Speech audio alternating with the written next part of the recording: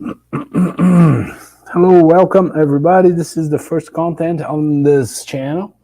I had to actually make a unlisted live on another channel of mine in order to get this running in this channel. Because this is a new channel, I had to enable the live transmissions there.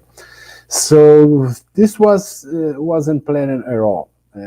I was planning something else to start this channel with contents. It's 100% in English for English speaking audience. The idea is to get Brazilian people to send to their Brazilian friends that live abroad information from our right-wing view, conservative view, what's going on in Brazil from our perspective. And actually our perspective is much more related to the structure of reality than the mainstream media wants you to understand or wants you to know. In this first video, I start actually talking about what's going on in Cuba. We know that popular protests erupted in Cuba yesterday on Sunday 11. And I have here a few information to share with you. This is the journalist Alan dos Santos. His channel and his media company is called Terça Livre. Is the biggest conservative media in Latin America. Alan lives in the United States right now for reasons that we are going to talk about in another opportunity. And he brought several information yesterday. He had a chat room yesterday running on Twitter. We were able to talk to him. And in his Twitter, he has images from what was going on in Cuba, the protests during the day. And then by noon or something like that, internet and phone connections were shut down in Cuba. And then we had just these images. I mean, what we see here is people on the streets demanding the end of the communist regime. That's what is seen here, right? I'm going to comment about this. And what you don't see in these images exactly is the presence of a repression, police or something doing repression or trying to ease this movement. And here we have a very nice picture with Fidel Castro, the late Fidel Castro, the late Hugo Chavez from Venezuela, and Fernando Henrique Cardoso, that just turned 90 years old. He was former president of Brazil in the late 90s. And they're all communists, all of them, right? There's no doubt about this. It's not that Hugo Chavez and Fernando Henrique Cardoso say that they are democratic people, they are communists. And WhatsApp was blocked in Cuba as well. And then later on, we had images from that night in Cuba. I think this is Havana, the capital. Images, then we have repression, police on the streets, and there are rumors and images about shootings and arrests and so on and so forth. This is what's going on in Cuba. It started yesterday out of the blue, and today is on Monday. We don't have further information about this, but I am that kind of guy, yes, sir. I am that kind of guy that don't go out buying at face value everything that is seen, that is talked about. There is a strong talk that there is legit popular movement in Cuba demanding the fall of the communist regime and installation of a republic with a democratic structure and so on and so forth. This is what we believe that is going on there. But I know the communist structure, the communist thinking enough to have my doubts. There is an institution here. It's not a very popular and it's not very known institution called Foro de Sao Paulo Forum, that is composed by the government of Cuba and communist parties in South America, Venezuela, in Colombia, Peru, Chile, Brazil, and Argentina, as well as the FARC, the Revolutionary Forces, is a parallel army in Colombia. They are heavily armed, and the narco trafficking ring here in South America. And actually, the government of Venezuela is not a democracy, is not a communism, is a narco trafficking, money laundering government. That's what is Venezuela. Venezuela is this.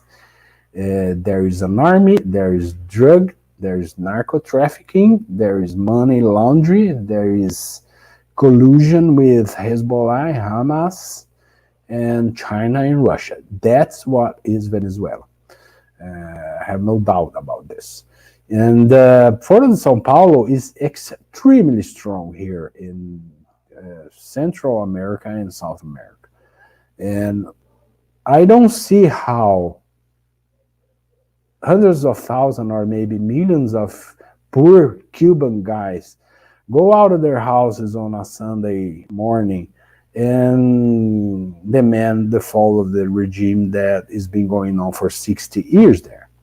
I'm sorry, but I can see that, right? There is a possibility, and this is pure speculation. When I'm giving news, I say that is news. When I give my opinion, I say it's my opinion. When I give you first-hand information, that's because of what I know. And when I'm speculating, as I'm doing right now, I'm going to tell you that I'm speculating. And now, this is pure speculation. I know the leftist agenda, the communism thinking enough to come up with a scenario in which the communists themselves can be doing a coup d'etat in Cuba to get this actual regime down, and they themselves install a republic with democratic structures, legislative, executive, and judiciary branches, and in order to show to the world that a new democratic Cuba has arisen. And then they took the power, right? And they keep the power. This is not unthinkable. This is not crazy. And if you think it's crazy, there are elections in Venezuela. The 90% of the people vote in the same goddamn guy. And there are elections in Bolivia, and 99% of the people vote in the same goddamn guy. And North Korea, the official name of North Korea is the Democratic People's Republic of Korea. So North Korea, where there is a communist regime, calls itself democratic, right? So this is a scenario that I'm bringing to you. It's pure speculative. That what could be going on in Cuba is a left-wing / globalist backed movement in order to false flag a revolution, bring down the regime, take over the power, show to the world a new democratic Cuba, and then keep the power to themselves and keep going on as they are going for the last 60 years, right? We are going to see about that. This is too soon to tell. There are information to come. I imagine in the following days and weeks, maybe months.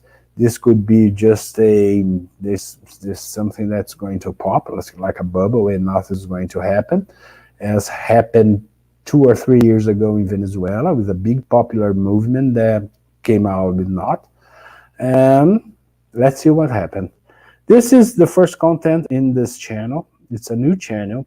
I have another channel in Portuguese for the Brazilian audience with 7,000 subscribers already. I'm working with political awareness here, courses, workshops, articles on this portal, porfirio.com. In porfirio.com/English, you're going to be redirected to my English page on Flickr, where I got my articles as well, videos, and you can follow me on a group on Telegram. I don't remember the name of the group. I'm going to leave it here in the description, the link for the group in the Telegram, all 100% English content, all right?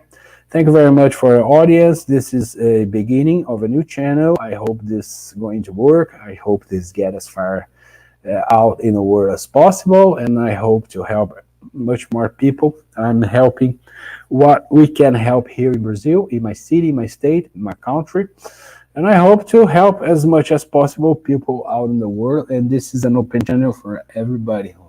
Whoever wants to get in touch with me, feel free to do that through the Telegram group or here in the comments. I'm available to talk, all right?